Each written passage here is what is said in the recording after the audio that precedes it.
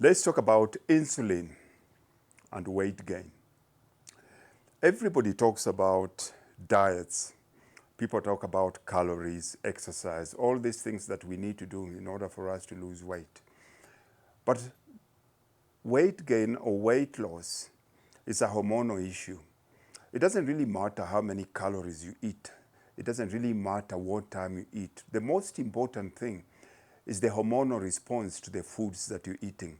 So what we need to focus on today is I want to focus on insulin plus weight gain.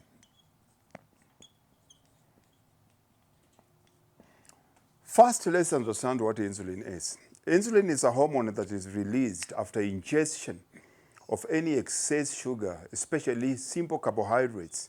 And its main function is to regulate the amount of sugar in your bloodstream.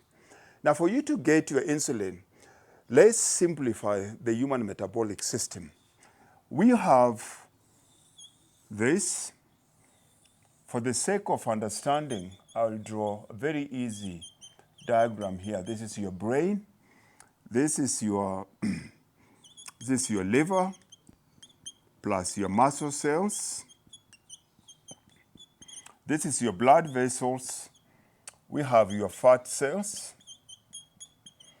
Now we have two energy sources. A human body is a hybrid machine. We have sugar, which makes you a sugar burner, which means it's this ingested or stored energy here, and we have a fat burner. Your brain has a part that we call the hypothalamus. Now, hypothalamus talks to your pancreas. Now, the function of your pancreas is to regulate three hormones. We have insulin, we have glucagon, and then we have leptin. These three hormones are inversely related. Now, insulin is your fat burning, your fat storing hormone. Insulin is your fat storing hormone, so I'll give it a red tick. Glucagon is the opposite of insulin. So insulin is your fat storing hormone. Glucagon is the opposite, it's a fat burning hormone. Each of these two hormones work differently, and they're secreted depending on the foods that you eat.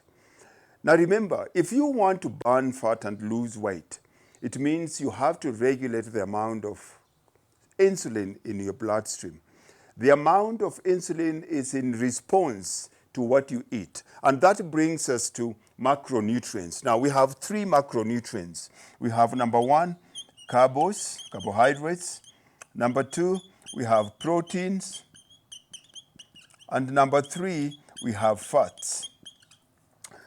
Your carbohydrates is the biggest culprit here. The more carbohydrates you eat, the more insulin you release.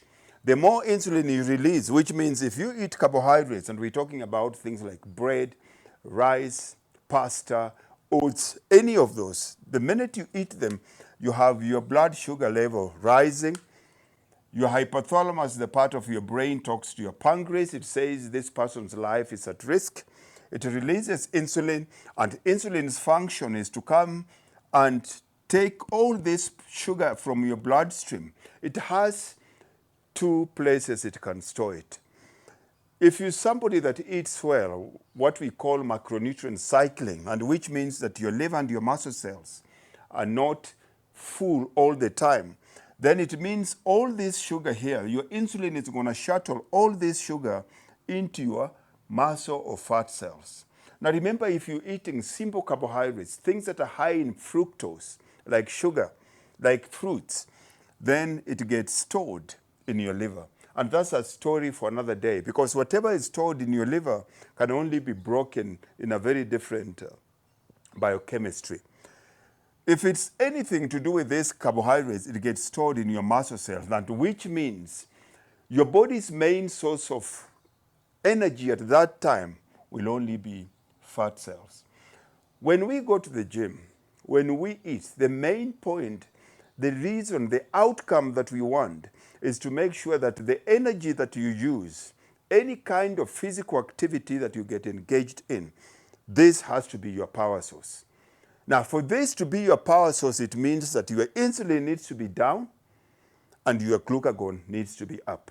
Now, remember, these two hormones are inversely related.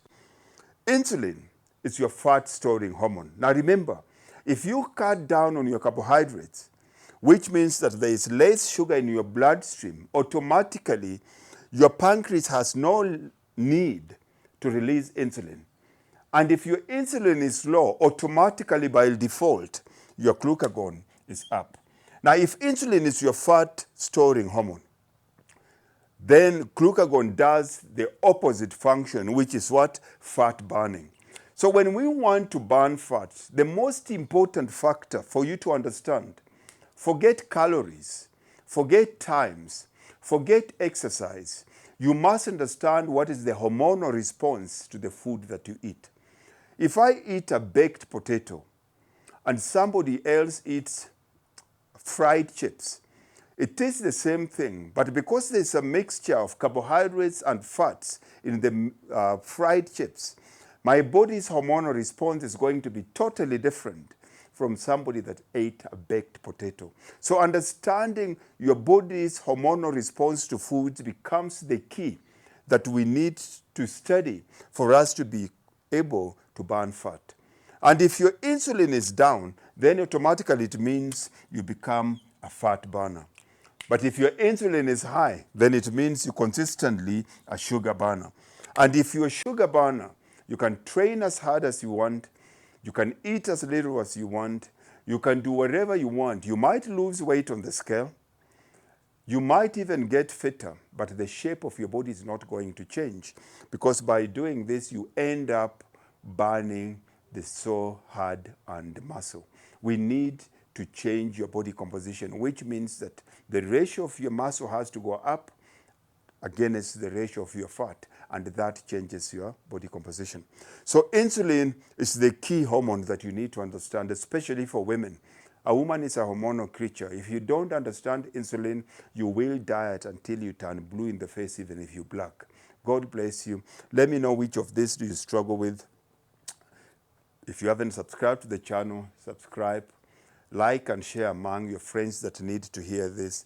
Click on the link below, take your test and see if you're a fat burner or you're a sugar burner. God bless and take care.